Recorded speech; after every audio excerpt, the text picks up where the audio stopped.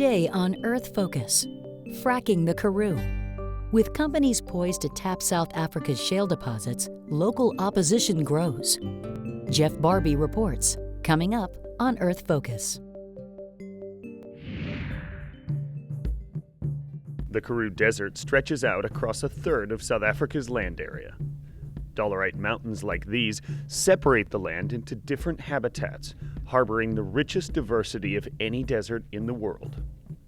Here are world-class astronomy projects and a farming industry that exports food around the world, producing 3.4 million sheep a year. 7 million people rely on this desert for their daily existence.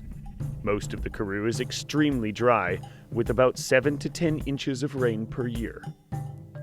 Despite a short-lived summer rainstorm like this one, all the water in the Karoo comes from wells drilled into the ground and pumped up to the surface using age-old windmills harking back to an older, slower time.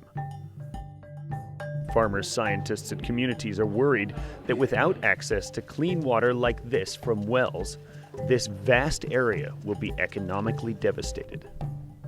The Karoo is the name of this desert, but it is also the name of a shale deposit called the Karoo Basin. This basin stretches almost across the whole country of South Africa. Looked on as a curse for some and a blessing for others, locked into the Karoo Basin may be as much as 400 trillion cubic feet of shale gas, the fifth largest deposit of its kind in the whole world. Since the moratorium on natural gas exploration was lifted in 2012, companies like Royal Dutch Shell and others are lining up at South Africa's door, waiting for the green light to explore for what the government hopes will be a clean and abundant source of energy that brings jobs and development. The biggest issue that we have, or one of the issues that we have with the long-term cost of fracking, is that the government and the oil and gas industry are very keen to promote it on the basis that it brings prosperity. And I question, what is this thing, prosperity, that they're talking about? Because if they're talking about short-term gains for a few global companies and a government that happens to be ruling at the moment, and that is what they call prosperity, and that prosperity is at the cost of the prosperity of future generations, then it's not worth it. Deal and his group are part of a growing resistance to natural gas production here that is prepared to do whatever it takes to prevent exploration and extraction of the Karoo gas deposit. The problem of exploring is simply that there's never been a precedent of the Department of Minerals ever stopping the conversion of an exploration license into full-scale production. Natural gas production in shale formations consists of essentially 3 stages. Drilling is done with huge rigs. The rig drills many wells from one pad, using directional drilling techniques to fan out the wells like an octopus from the drill pad as much as 10 kilometers away in any direction. Once the drilling is complete, the rig is taken away and service trucks bring millions of liters of water and chemicals to the site, where they are mixed and injected under great pressure in a process called hydraulic fracturing, or fracking. At roughly 4,000 feet deep, the pipes have holes where the extreme pressure drives the fluid into the shale and cracks it, releasing the methane gas and other chemicals. Once the wells from the pad have been fracked, some 20 to 80% of the millions of liters of polluted water mixed with fracking fluids return up the well shaft to the surface, where the toxic liquid must be disposed of. Often in settling ponds next to the drill pad like this, where the liquids and volatile compounds can evaporate into the air. For the 8 to 30-year life of the well, trucks must take away the polluted waste mixture that emerges with the gas. This waste can be 50% of everything coming up the well, mostly volatile organic compounds. Potential problems with this process are not just relegated to the fracking of the well, as many believe, but every aspect of production. The most clear danger is when fracking fluids and trapped gas leak out the sides of the well shaft into the water table through cracked well casings. Also, the chemicals are mixed on the surface and stored in large ponds that must be very carefully insulated from leakage, which is sometimes not done. Once the well is drilled, fracked, and in production, it can still be invisibly polluting. As much as 9% of the methane and compounds like benzene, toluene, ethylbenzene, and xylenes may leak out of the well. Most shale basins are even, flat, and maintain a fairly regular deep layer continuity, with few hard rock intrusions that allow water to move upward. The Karoo is different.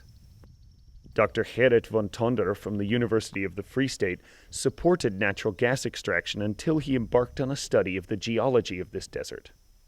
He fears that vertical pathways made by lava flows called dolerite dikes, shown here in black, will allow fracking fluids and other waste to rise and pollute the water table. Dolerite, it was a warm lava that infiltrates the cold sedimentary rock.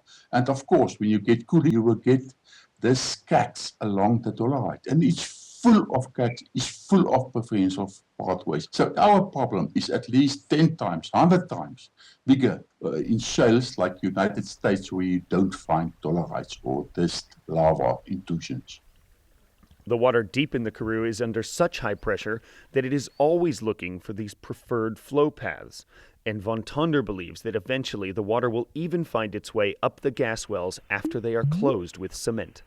They say they close the borehole with a good cement, but all the cement will crack, will deteriorate with time. What will happen after 50 to 100 years after abandonment of a well? All the wells will leak. This is a given. The latest science from the gas fields of America seems to support his conclusions. According to this University of Colorado study and another from Cornell University, wells are leaking gas and other chemicals into the air at a rate about 3 times what the industry concedes. The government suggests that hundreds of thousands of jobs will be created, helping offset the 24% unemployment in the country. Small-scale farmers like Raymond Klassen believe that this is short-sighted. Dan kan almal die mense wat hier staan, dan kan almal die mense kan elkeen van hulle kan verseker wees van 'n werk wat daar gaan wees in die toekoms. Maar geld is mos nie alles nie, Jeff. Geld is nie alles nie. Meer kosbaarder goed in die lewe as wat dit geld is. Wat gesondheid is beter as geld. Oor ons nageslag. Die nakomelinge, die wêreld moet gehou word vir die volgende generasie en vir die volgende generasie. It is thinking like this that scientists have been trying to instill in government and public health organizations with oversight over drilling activities. So what is in the fracking mixture? No one knows for sure, and most companies aren't telling. Dr. Theo Colburn's group has worked with the U.S. National Science Foundation and the Massachusetts Institute of Technology to uncover a list of 246 products used by the natural gas industry. One of our staff set out to systematically set up a database in order to look at the long list of chemicals that we had at hand. Of those products that had health effects, 14% had 1 to 3 effects, and 86% had 4 to 14 effects. And what surprised us was to find that 43% of the products on our list contain endocrine disruptors, chemicals that can interfere with the development of individuals before they are born and cause irreversible lifetime changes in their health later in life. But there are other problems with natural gas development in the Karoo other than pollution. South Africa is home to the largest optical telescope in the Southern Hemisphere, the Southern African Large Telescope. According to this government map, it sits right inside one of the drilling areas for natural gas. The main telescope is owned by universities in the USA, UK, Germany, and 12 other countries. There is a real fear that opening up the area to natural gas development will impede the country's astronomy program and prevent scientific development while hampering investment in the square-kilometer array. With 3,000 radio telescope dishes arranged across the subcontinent, the square-kilometer array will be the largest telescope ever made. South Africa won the project over Australia in 2012, and construction has begun at its base here in the Karoo. 13 countries and 100 organizations have teamed together to build it, and many worry that large-scale natural gas extraction around the site may cause problems. And fracking can hurt the SKA if it's too close to it. Van Tonder believes that the strong radio signals generated by drilling through the hard, iron-like dolerite will create interference. It's traveling quicker than 6,000 meters per second. So even if you drill 200 kilometers away, it will reach the SKA. But others suggest that the futures of the square-kilometer array and the Southern African Large Telescope are safe because the government realizes its significance and will not allow gas companies to endanger the projects. The government has already set up something called the Astronomy Geographic Advantage Bill, which protects the observatory sites from any sort of negative influences, be it mining, fracking, all of that. The Sunday Times newspaper reports that the ruling ANC is invested in Shell through a trust, and opposition parties contend that the fracking argument is clouded by this relationship. Despite low wages driving them into the streets in protest, people in the Karoo, like Berrydale community leader Henry Michaels, are not willing to trade their long-term future for short-term gain. No. It's like a scheme, you see. It will impact our environment and also it will impact our underground water resources. Raymond Klassen is a Khoisan, a member of the original group of people that have inhabited the Karoo for millennia. He also feels that the high cost of drilling is simply not worth it. So, dit kan geweldig baie geld vir die land inpomp. Dit kan geweldig baie werk skep. Maar wat van die toekoms? Wat gaan van ons land word? Wat gaan van ons wêreld word? As ons die hele wêreld, soos ek redeneer, dit gaan ons aarde vreeslik knou gee. This is Jeffrey Barbie in the Karoo for Link TV.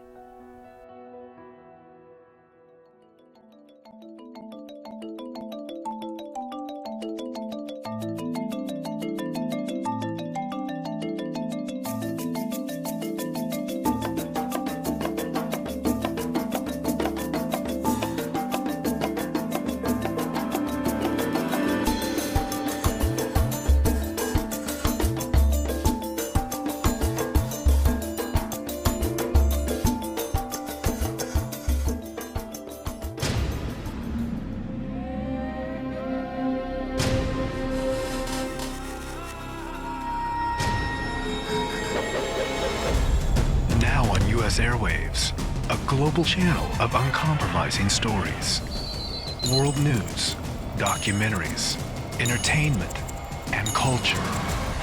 Link TV, connecting you to the world. For more information, visit linktv.org.